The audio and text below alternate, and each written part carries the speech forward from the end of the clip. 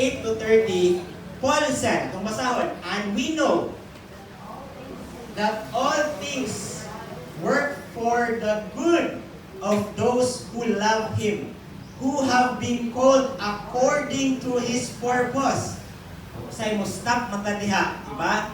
But verse 29 said, for those God foreknew, He also predestined to be conformed to the image of His Son, that He might be the firstborn among many brothers and sisters. And those He predestined, He also called. And those He called, He also justified. And those He justified, He also glorified.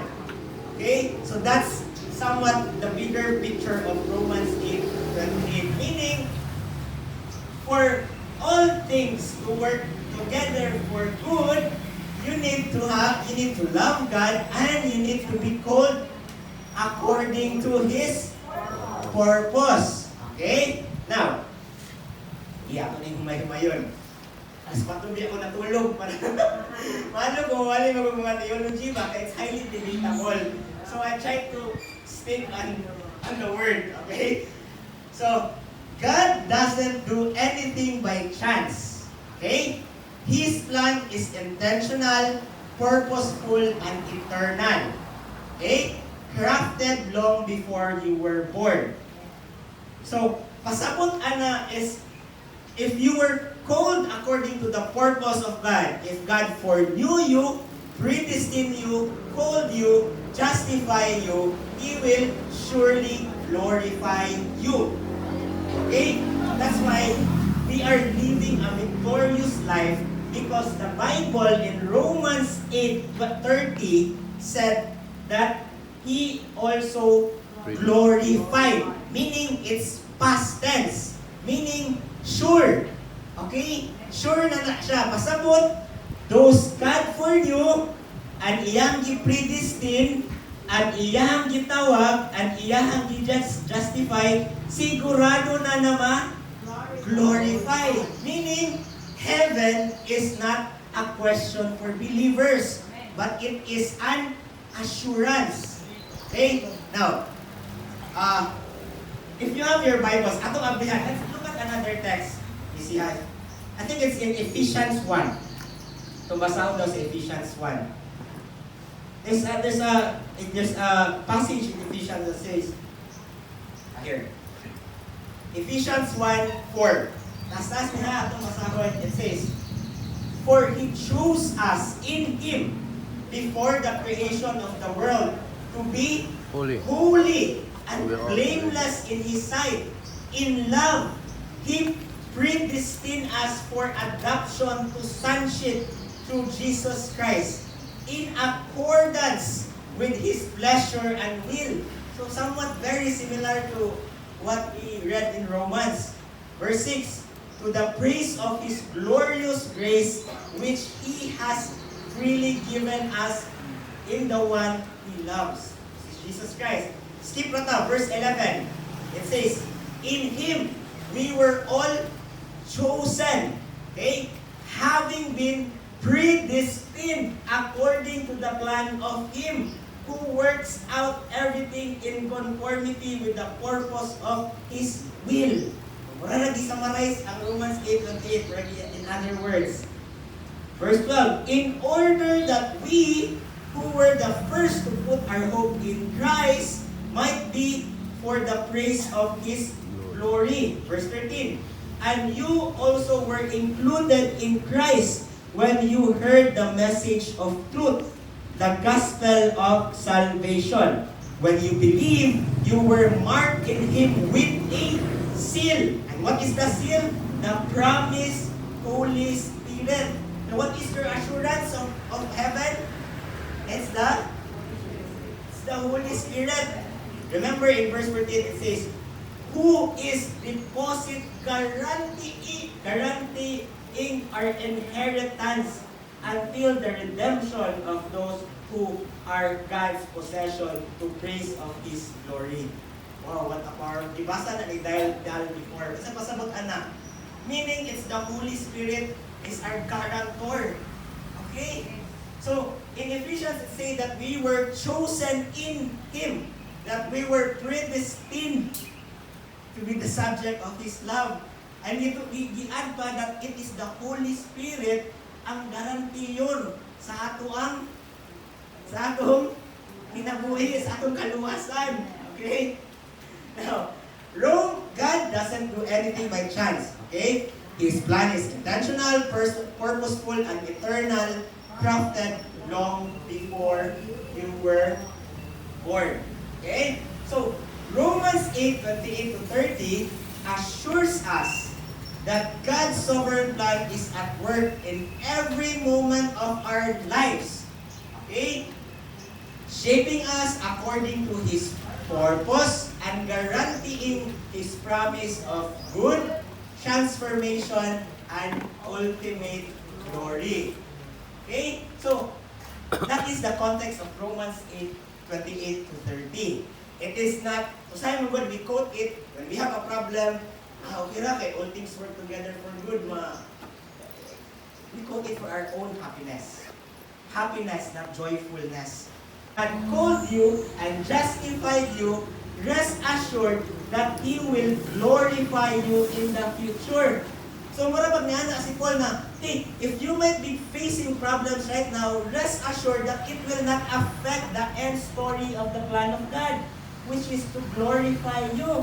In fact, Paul was saying na, hey, tanang problema na niabot sa inyong kinabuhi, it is the grand plan of God.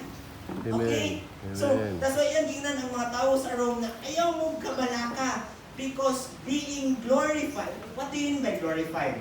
Glorified is when we are not subjected to physical disease, when we are not subjected to problems anymore. That's being glorified. Meaning, Paul was saying na, hey, the end goal of this all, you might be persecuted, you might be having a lot of problem, but the end goal is you will be glorified. Meaning, victory is yours because you were foreknown, you were predestined, you were called, and you were justified by God. Okay? Okay? Amen. This part, magod ako aning predestination. We were talking ni Pastor George. We were having Bible study last year. And we read Ephesians 1. And Ephesians 1 said about predestination. So I asked him, what is predestination? Does it mean that God knew na who will be saved? Yes. Kabalo na, we know who will be saved. That's why we predestined him. Okay? Ato na lang himay-himay. Now, in this passage, we will look at the 4 P's. Okay? 4 P's. The first P is the promise. Okay? In the promise of God, in this passage, there is a confidence. Meaning, Paul said, and we know. Paul did not say that maybe God is working, or Paul did not say that sometimes God works, but Paul was certain that we know that all things work for good for those who love Him. Okay? Now, confidence in God's plan doesn't come from seeing all the steps. Meaning, it comes from knowing the one who holds the map. So, our confidence in God's plan, it's not God revealing everything to us, but our confidence should come about knowing Him who holds our future. That's why si Paul, yan na siya, you are foreknown, you are predestined, you are called, and you are justified. That knowledge or that fact alone will give you the assurance that God is working on your behalf for good.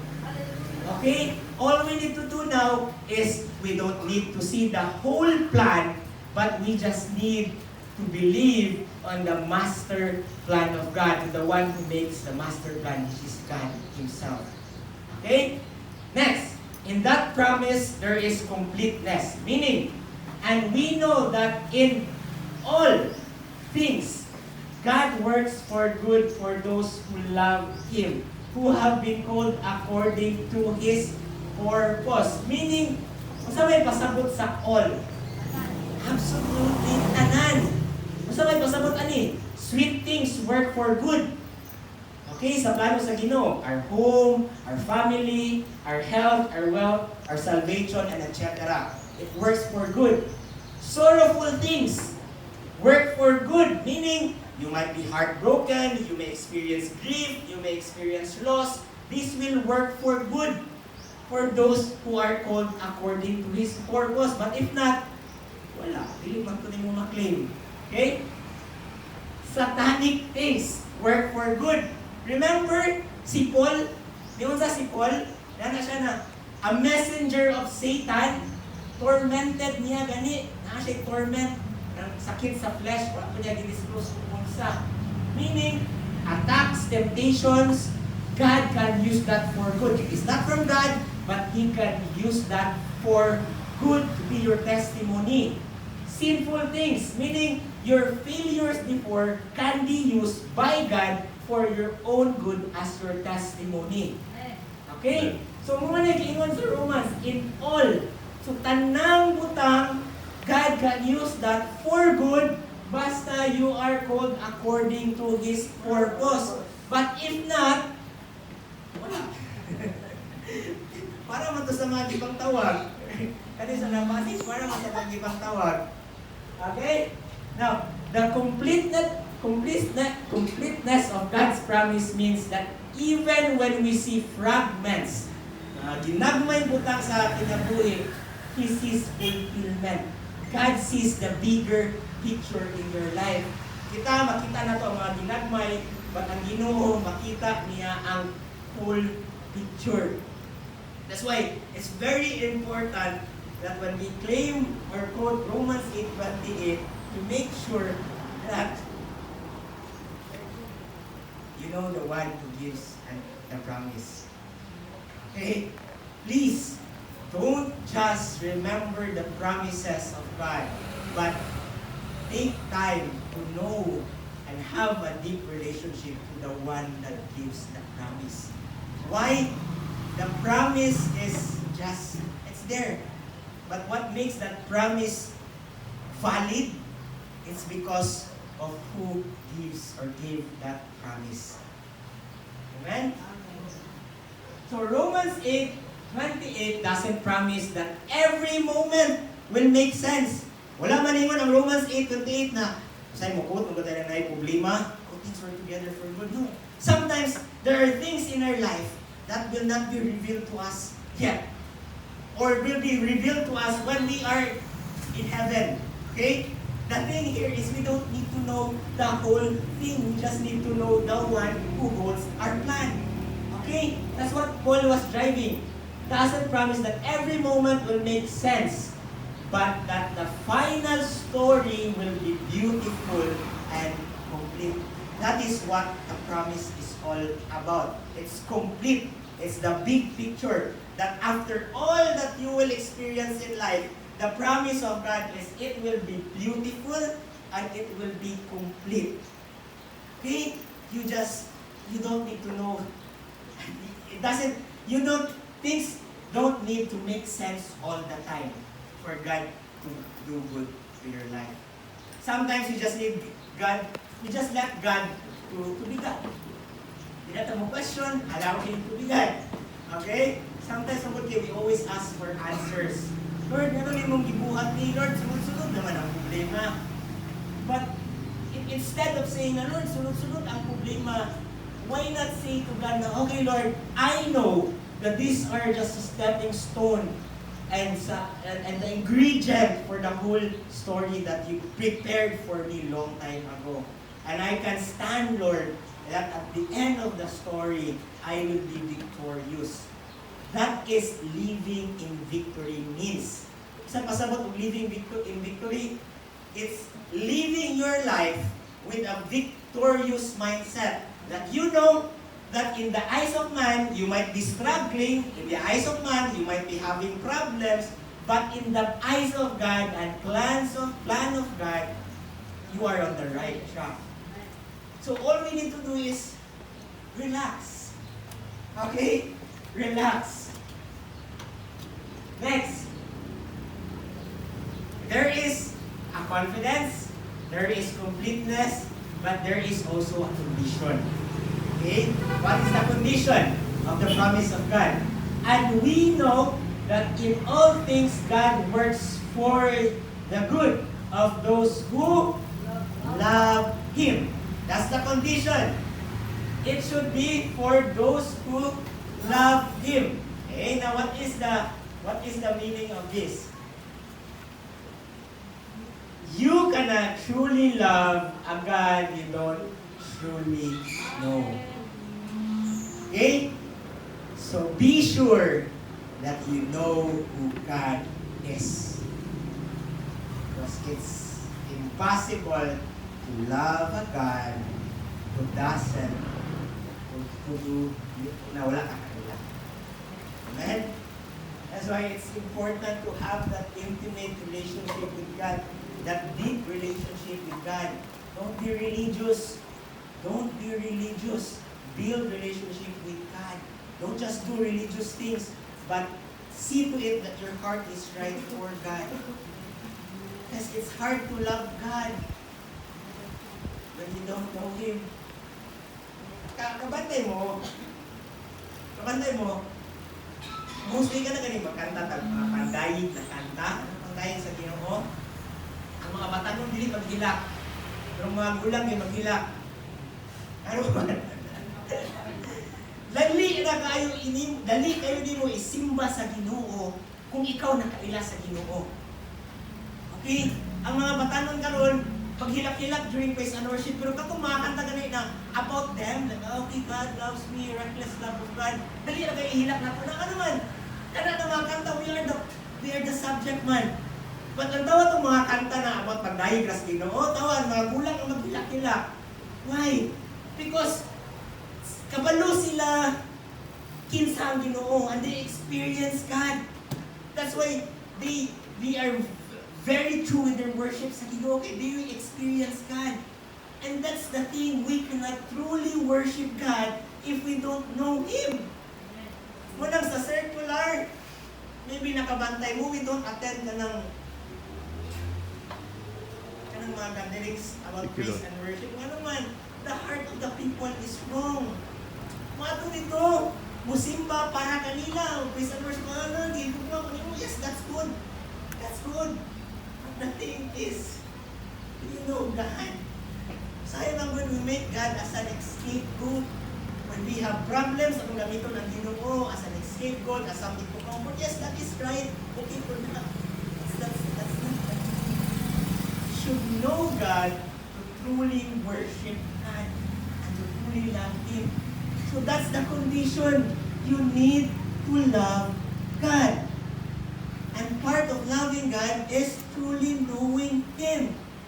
How can you love your spouse if you don't build a relationship with your spouse? Diba? Same concept. How can you love a God that you don't know? Next. Love grows where relationship deepens.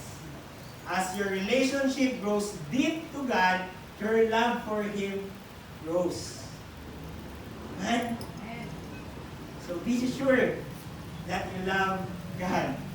Now, in John 14:15 says, if you love me, keep my commandments. Love for Jesus is proven not by words, but by obedience. So when you say that you love God, are you obeying His commandments? If not, maybe you need to check yourself again. Do you really love God? Amen? So that's the 3C in the first piece. What's the 3C in the first piece? There's confidence in the promise of God. There's completeness in the promise of God. But there is also a condition in that promise in Romans 8:28. Now let's go to the next P, which is purpose. In that passage, God revealed His purpose. Okay? What is that purpose? There are two that I will show you. Number one, God's purpose is Christ-likeness, not comfort. Romans 8:29 says, for those God foreknew, He also predestined to be conformed to the image of His Son. Meaning, God is more concerned about your character rather than your comfort. Because His ultimate plan is to make you like Christ. Not to give you a isura kung sakita ko na, not to give you a comfortable life. In other sense, He wants to give you a hope in your life. Okay? Christianity is never a life of comfort, but a life with Christ in you. Meaning, yes, there will be trials, tribulation, mga problema sa kinabuhi, but that's the essence of Christianity. Okay, sorry to tell you, if you thought that you want to have a comfortable life, you need to be born again, that's not the thing. Being born again is being conformed to the image of God, of Jesus. Okay? So whatever will it takes, God will do it for you to be conformed to the image of God. God's purpose in turning everything to good is not to make you happy or make you wealthy. Okay? God is doing all that He does to make you more like Jesus. That's the plan of that. That's the purpose of that promise in Romans 8:28. Na iyon si Paul, nagkanito nan, mahitabo nga ni mga problema, mga maayong butang, hindi maayong butang, kanitanan is para mahimo tang Christ like, murag si Kristo. Okay? So, His goal is not our comfort, but our conformity to Christ. That's the goal of God, to make us more like Christ. And God is not working around you, He's working inside you. Okay? He's not just working around you, making things well around you, but more of He is working inside you to make you more like Christ. Okay? So that you will have the fruit of the Holy Spirit in you. Mamunga mo. Okay? That's why that's the ultimate plan of God. Next, what's the purpose? Sorry. God's promise is not to make life easy, but to make you holy. That's the G's. Okay, next. Our purpose in this world is to serve God's purpose. Sa una, what's the first purpose? Our purpose is to be like Christ.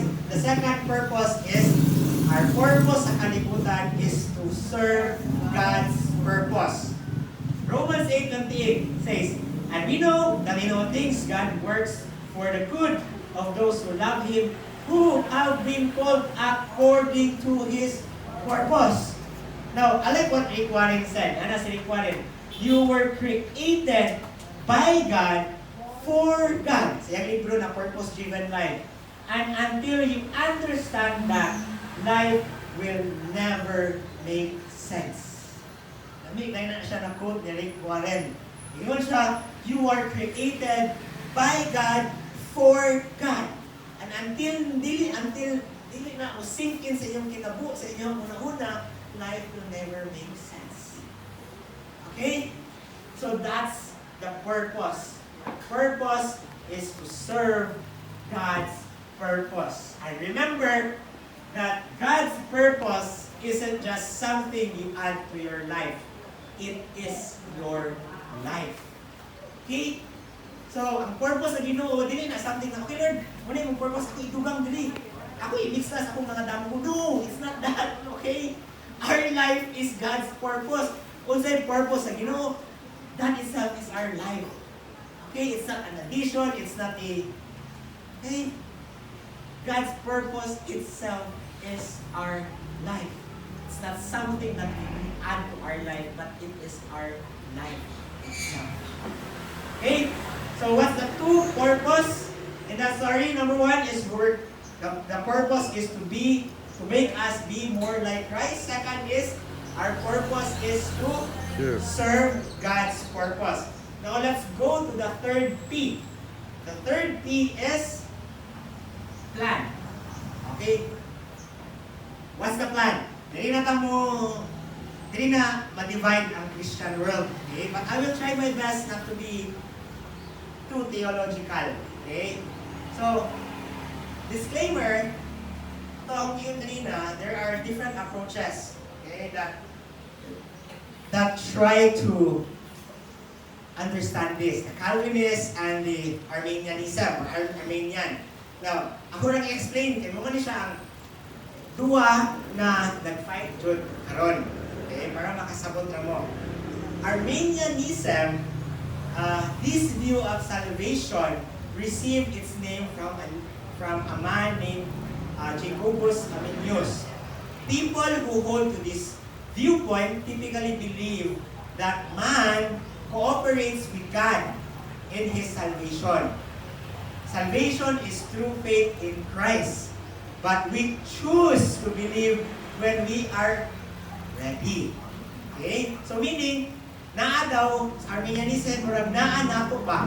Murag mo cooperate na sa Ginoo para maluwas na kung kano sa ready na.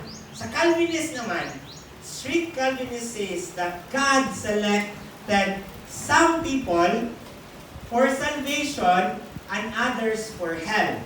And those selected have no say in the matter of whosoever. In strict Calvinism, the will of man is forfeited to the sovereignty of God. That's why dilita extremists on Calvinism and dilita extremists on Arminianism. Ano man, we know that we are given free will. We also know that God is sovereign. Okay? So katong duha ka viewpoint, mag-away, dili na sila mo ang what the Bible is telling us. At kabalo mo, asa ng bulag? Dili. For you. For those God foreknew, He also predestined. So diha ta nagbulag, meaning some things that foreknew, meaning gipili na ta sa Ginoo sa una pa. And some things na dili sila mo, and some believe na dili na Ginoo, mga Armenian. Nga naman, mura magud siya o to their view, mura siya o unfair. Kaya naman, ipili na dahil ang Ginoo. Okay? Hindi na dahil ang Ginoo. No? These different views happen because people try to interpret everything in the Bible. Now remember what Pastor George said? That there are things in the Bible that will remain a mystery to us and will be revealed to us in the day of the Lord. Okay? So, whatever is foreknew, meaning, the thing is, the Bible tells us that God foreknew us. So, ato na lang i-define kung sa basic meaning of foreknew. What is the meaning of foreknew? Foreknew means be aware of an event before it happens. Okay? Now, one thing that we need to take note is that man does not initiate salvation. Okay? Man does not initiate salvation. It is the work of God, the work of the Holy Spirit. Kaya nang mayuntan na, sa Yahweh kay ang balang Espiritu na ang trabaho after. Our calling is just to be the mouthpiece. Sangyaw ra sa pulong. But ang trabaho na nasa balang Espiritu ang magpakulbik sa usa ka tawo. Okay? Okay, padayon ta. Foreknew, meaning, in other words, hindi nyo naganda mo, mag-dwell, anak kayo, mag-debate mo, magda. Meaning, before the foundation of the world, God foreknew you. You. Diyan na lang na mo state. Meaning, nailan na mo sa Ginoo. Nakita na mo sa Ginoo before pa the foundation of the world. Nakita na mo sa Ginoo. Okay? In what way? I don't know. Kahit gabi ka, una-una ko na. Bibi sa una, So mine sa Ginoo, maybe gahimo siyang test, na ihatagan pulong ang lollipop ang mga tao, ng mga bata, kung isa itong matawad sa pulong ang lollipop. We don't know. The Bible is telling us that God foreknew us. Muna yung nakalipog na gabi eh. So nagtuon ko, and a lot of, more than 80% of theologians and commentators said that this is one of the mystery sa Ginoo na ato na lang dawaton kay naaman sa Biblia. However, what is His way of renewing us? That's His. As long as the Bible tells us that God foreknew, para dili ta maglalis. So in other words, God foreknew you. Kita na siya, nakailan na siya ninyo before pa the foundation of the world. And that's what He said in Ephesians 1 also, at ang nabasa kanina. So, because nakita na mo sa Ginoo, kung saan mo yung gibuhat, this is the plan. He also predestined you. It means that in eternity past, sa una, God made a decision about us whom He foreknew. He decided that He would use every circumstances in our lives to accomplish one great purpose, to make us more like Christ. Okay? So what's the plan? Before you na mo sa Ginoo. Before the foundation of the world, meaning nakita na mo niya. Okay? Because kay nakita na mo niya, ni-decide siya, ni-predestine siya, that you will be the subject of His love. That He will decide that He will use every circumstances in your kinabuhi for a great purpose. That's why, even before pa mo na born again, God has been so good to you because the act of kindness is intended for us to repent. That is what the Bible is telling us. Diba? That God shows kindness to us so that we will repent. Okay? So that happened because sa una pa, nakita na mo sa Ginoo, dahil ni-predestine siya na okay, kaning tawhana, tanang mahitabo sa iyang kinabuhi, even before patong nidawat siya nako, akong gamiton for good. Because I foreknew this person. Okay? That's why, nung utana mo, nganong even before ko na born again, nganong maayo na kay ang Ginoo? Why is there footprints and kanang fingerprints sa Ginoo sa akong kinabuhi, even before ko wala ko kailan niya? Because that's the thing. God foreknew you. That's why He's doing His best to to call you. Nani sa Romans, sa ato Romans 8:28-30, ato nagbibilang sa ang plan. He called you to salvation. Okay? That's why under grace, we were taught that salvation is the work of God. Walay ako Because the Bible is telling us that God did everything, even the work of salvation. Okay, nakagets mo sa grace? Nabalik na tayo din sa predestination. It means that we will have the same basic character of Jesus. When God predestined us, meaning ang Ginoo na, okay, ni-decide ko karon na kaning tawhana, kanang mahitabo, makatautan or dili, will conform this person to be like Jesus. Jesus having loving, gracious, gentle, and selfish, patient, kind, and compassion, and most significantly, all holy. After He predestined us, He called us. Now, there's kasi nakabasa ninyo atong story at the parable of the. Let's open our Bibles in let's open our Bibles in Matthew 22. But few are chosen. Okay? So, unsa may kalahian sa these two, when you study the Bible, these two refers to a different calling. Okay? The calling in Matthew talks about external calling. Meaning, many are called, makadungog sa Ebanghelyo, makadungog sa good news, but only few are chosen. In here, in Romans 8:28 to 30, the chosen here, or the called here, refers to an internal calling by the Holy Spirit. Okay, nakagets mo? So katong sa Matthew, it's a general calling. Daghang makadungog kabahin ni Kristo, pero dili tanan mo dawat ni Kristo. Okay? Kaning diri is na predestined naman ta, na foreknew naman ta. So tawag ta by the Holy Spirit. Kani ana mo sa Ephesians sa it's the Holy Spirit ang guarantor na to. So that's why we are called different siya na calling. Okay? So this is same with the calling na iwan dito ni Jesus yang gitawag si Lazarus. There is a general call that goes out to everyone. Okay, Matthew, come if you believe, you will be saved. And there is a call like the call that Jesus issued to Lazarus. As he was standing before his grave, he said, Lazarus, come out. And the dead man was given life by the call. So that's our calling. Calling by the Holy Spirit, eternal. Na we are called to be saved. Okay?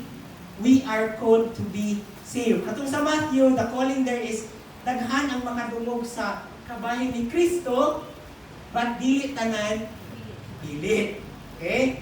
Dili, the calling is i-pray for you naman ta, i-predestined naman ta. That's why gitawag ta parehas ka Lazarus. Gitawag ta na mubuwa sa ato ang kinabuhi na patay na. O manginabuhi ta sa kinabuhi na giprepara sa Ginoo. That's why when you continue reading Romans 8:28 to 30, after being called, sa may plan. What's the plan? For you, then i-predestined mo sa Ginoo. Dayon tawag mo sa Ginoo, and then justify you. That's why in the letters of Paul in Romans 1, yan gitawag ang mga balaan, mga santos. Kaya nga naman, we were now justified by the blood of Christ. Okay, so nanatas justification. Meaning, you're not earning approval. You already are covered in righteousness. Okay, that's the plan of God. Pagtawag niya ninyo to having a new life, it justify you. That's why we can now come boldly to the throne of God. Because we are now justified. Amen? Now, because we are justified, the last step is glorified. Glorified. Now, the Bible is using a past tense. Alam mo tagbasa sa verse 30, di ba? And those he justified, he glorified. Meaning past tense, uy, pamanta karon. You are secured in Christ. Nothing can separate you from His love. You can be confident that you are now going to make it to heaven. Now, this sounds too good to be true. Kung nagiwali Pastor George. Hindi ko nagiwali ang mga bata. In us, Lord, and in our midst, Lord. We even thank you, Lord, for the word, Lord. Amo pagkatunan karon. Salamat, Lord, that this is the word, Lord, that you want me to preach to your people, Lord. And salamat, Lord, that it will be your Holy Spirit also, Lord, that will teach your people, Lord, your word, Lord, na magpasabot kanila, Lord. And even for me, I pray, Lord, and I thank you, Lord, that it will be your Holy Spirit, Lord, that will be my guide, Lord, that I will just be a mouthpiece, Lord, of your word, Lord, to your people, Lord. Be with us, bless us, and invite your holy presence in our midst today, Lord, and teach us your ways. In Jesus' mighty name we pray. Amen. So, good morning. Jeremiah. One is Jeremiah 29:11. One is John 3:16. But there's another one. A very comforting verse that we want to quote every time natin problema. What's that verse? Romans 8:28. Isa di quote of Romans 8:28. All things work Together for good. to those who love God and who are Called called up. according to His Amen. So remember my last sermon last month about the goodness of God, where I briefly talked about that verse, Romans 8:28. So I studied that verse, including the next verses of Romans 8:28, verse 29 and verse 30. And there's something that we need to learn about it. Again, this verse, especially Romans 8:29 and Romans 8:30, is highly debatable until now. So there are different views. There are Calvinism that believes in the predestination, and there are also other views that believe that salvation comes naanato ba? Naanato. Calvinism, a good approach is more of ginuutanan, meaning God is sovereign. Unay Calvinism. That's why si Pastor George before was tagged as a Calvinist. But we're not a Calvinist. Okay? Theology rin na. Ayaw na magkabalaka. It's called. But we're not a Calvinist. Because when you preach about grace, it's very easy to be tagged as a Calvinist. Nga naman, in the grace teaching, it's all Ginoo ang God. It's all orchestrated by God. And somewhat, Calvinist in the extreme and strict is inana. Meaning, ang Ginoo mo'y gabuot. Naa siya gipili, naa siya gi-elect to go to heaven and to go to hell. Muna'y Calvinist. Somewhat about grace. And we are leaning more, as Pastor George said, we are leaning more to that view. But we're not strict or we're not Calvinist. Because the Bible is more close to that. But anyway, I'm not a theology teacher. Joint Bible study para ma-explain nila Pastor George. We will read Romans 8:28 to 30. But before that, remember that the book of Romans is written to asa ang book of Romans? To the believers.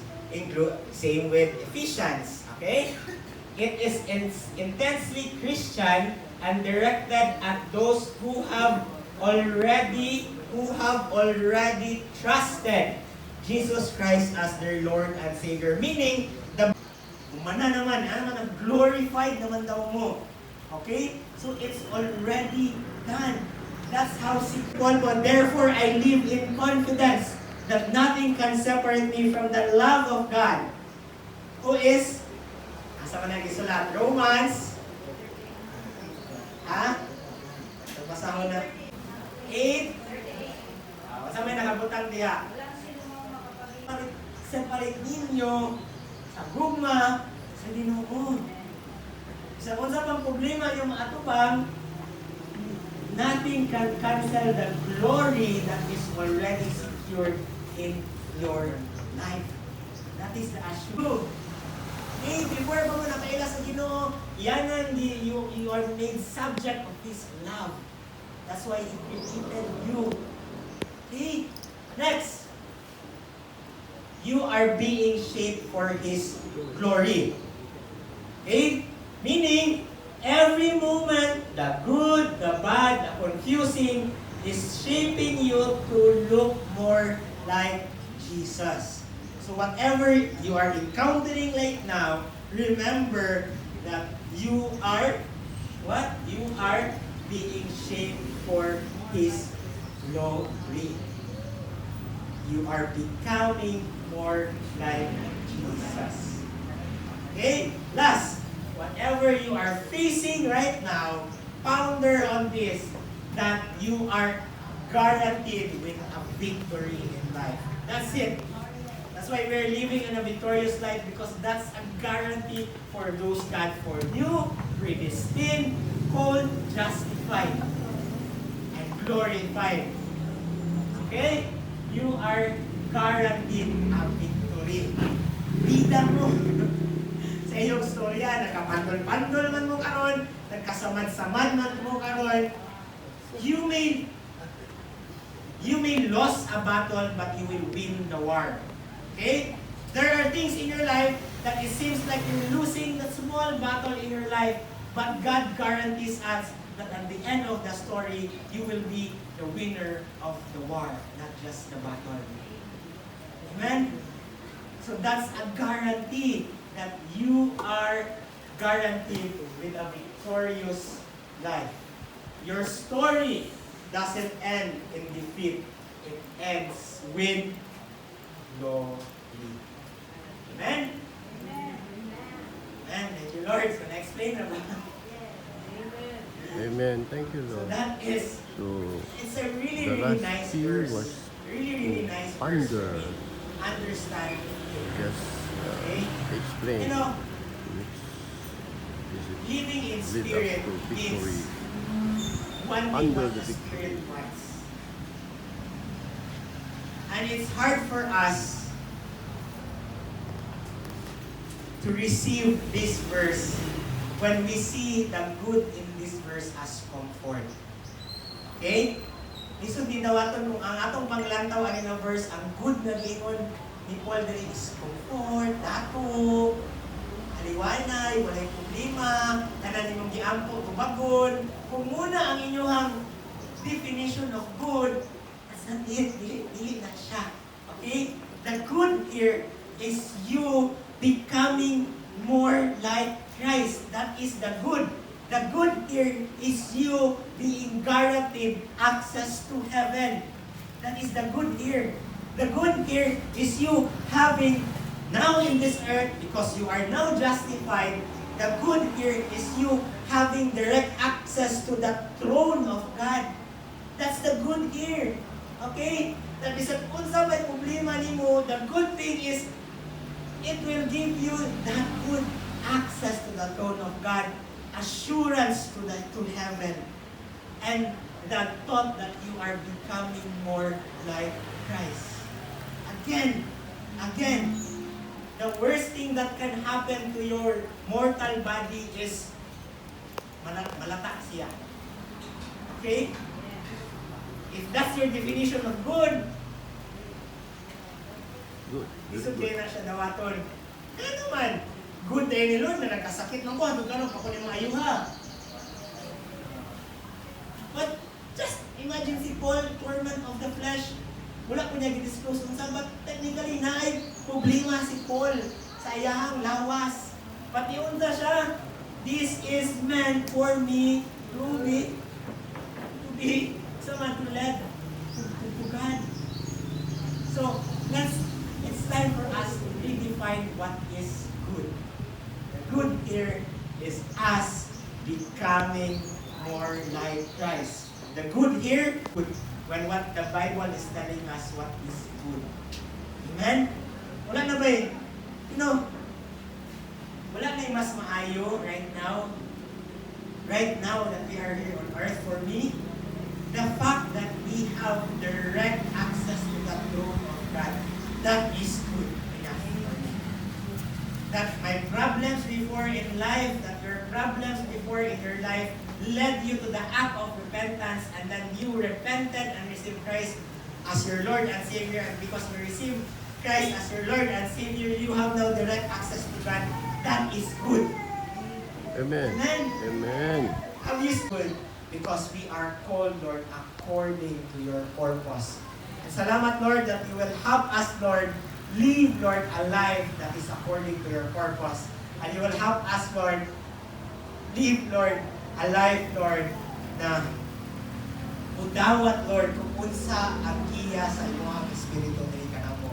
Salamat, Lord, that this word, Lord, will not live na dili pahimukawang, Lord, but this word, Lord, will bear fruit sa mong kasing-kasing mubunga ni sa mong kasing-kasing pinagi sa mong balang Espiritu. Salamat, Lord, for guiding us. Thank you, Lord, for your Holy Spirit that is even for me.